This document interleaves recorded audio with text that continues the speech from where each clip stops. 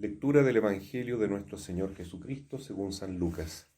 Al ver Jesús que la multitud se apretujaba, comenzó a decir: Esta es una generación malvada, pide un signo y no le será dado otro que el de Jonás. Así como Jonás fue un signo para los ninivitas, también el Hijo del Hombre lo será para esta generación.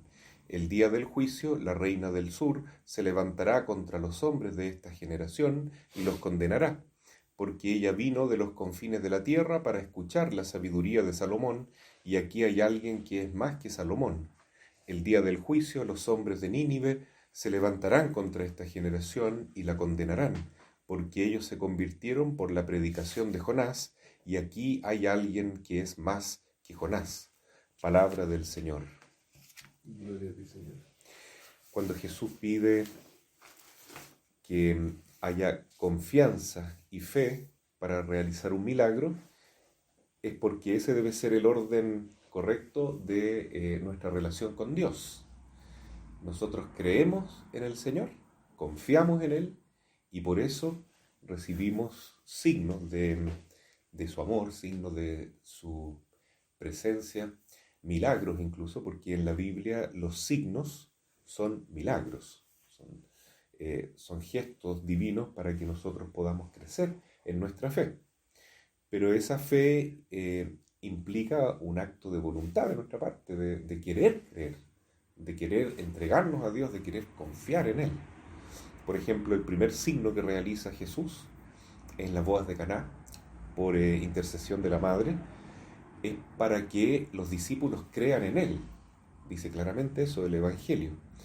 Y Jesús cambia el agua en vino justamente para mostrar que Él es el Mesías y que Él viene a cambiar nuestros corazones, y fue un signo tan maravilloso porque los discípulos creyeron mucho más en Jesús. Sin embargo, ellos ya tenían la buena voluntad, ya estaban siguiendo a Jesús. Entonces el Señor siempre va a regalar milagros, siempre va a dar signos cuando nosotros nos entreguemos a Él. Por eso no hay que buscar los milagros de Dios, sino al Dios de los milagros, que es distinto. En el caso de los judíos, ellos querían signos, querían milagros, querían controlar a Dios, querían que fuera un Mesías a su manera, ¿no es cierto?, que fuera un Salvador, pero desde la perspectiva de ellos, ¿no? Un Salvador mundano, un Salvador que los liberara del yugo de los romanos, que hiciera de Israel un pueblo grandioso, un gran imperio probablemente. Ellos pensaban de esa manera, bastante terrenal, por decir así, y querían que Dios se abajara a sus aspiraciones, que eran bastante cortas, por decirlo brevemente. Pero Jesús se indigna con ellos, dice: esta generación es mala, es perversa, ¿no? Pide signos, pide milagros, y el único signo que se le dará será lo que pasó con Jonás, ¿no? Lo que sucedió con Jonás. Porque ¿qué pasó con Jonás? Que él fue un profeta que se lo tragó una ballena, y esa ballena lo expulsó después en Nínive, y los ninivitas se convirtieron por la predicación de Jonás. Y para Jesús, el haber estado ese profeta durante 3 días en el vientre de la ballena, significa que él iba a estar también 3 días en la muerte, ¿no? No, pues Claro, la ballena significa precisamente la muerte para los judíos, ¿no? Era llamada Leviatán, el signo de la muerte. Pero Dios liberó a Jonás de ese poder de la muerte y lo hizo, ¿no es cierto?, cumplir su misión de profeta. Entonces, ese será el signo, la resurrección del Señor.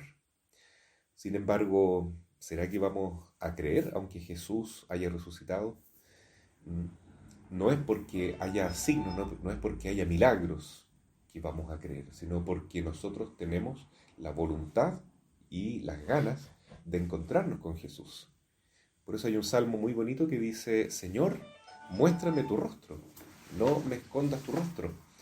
Porque solamente aquel que busca a Dios, solamente aquel que tiene voluntad realmente de encontrarse con el Señor y seguirlo de corazón, va a recibir esta gracia, ¿no? De la fe, la esperanza y el amor.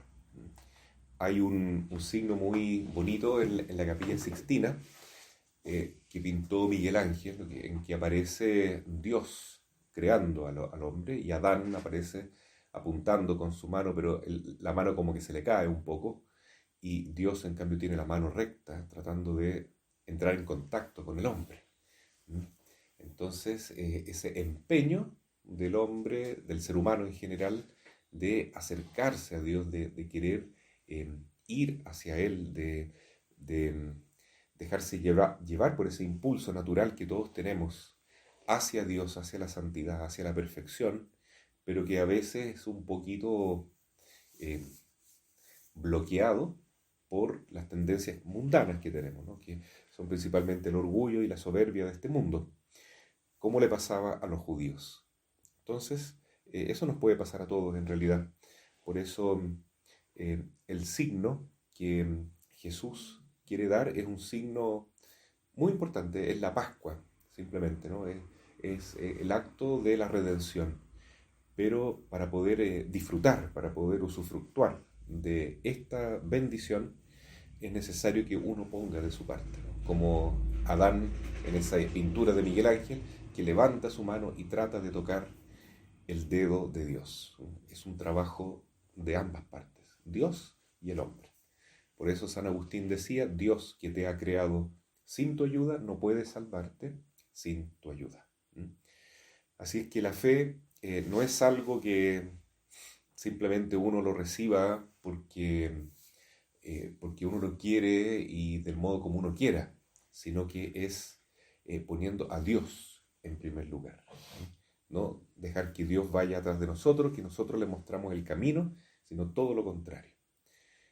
Entonces, yo creo que esa es la lección que nos deja esta lectura. Jesús lo va a explicar más claramente en otro lugar, diciendo que la fe verdadera significa hacerse niño en el fondo, ¿no? Significa confiar como los niños confían en sus padres.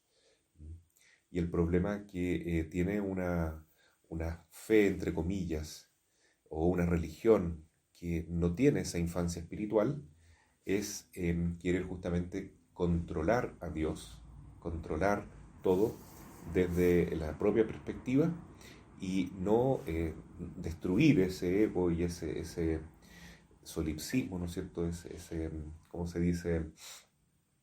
Ese mirarse muy a sí mismo, ese ensimismamiento, ¿cierto? Que impide que uno simplemente vuelque su mirada completamente en Dios. Ahí el Señor es cuando puede tomarnos de la mano y sacarnos adelante.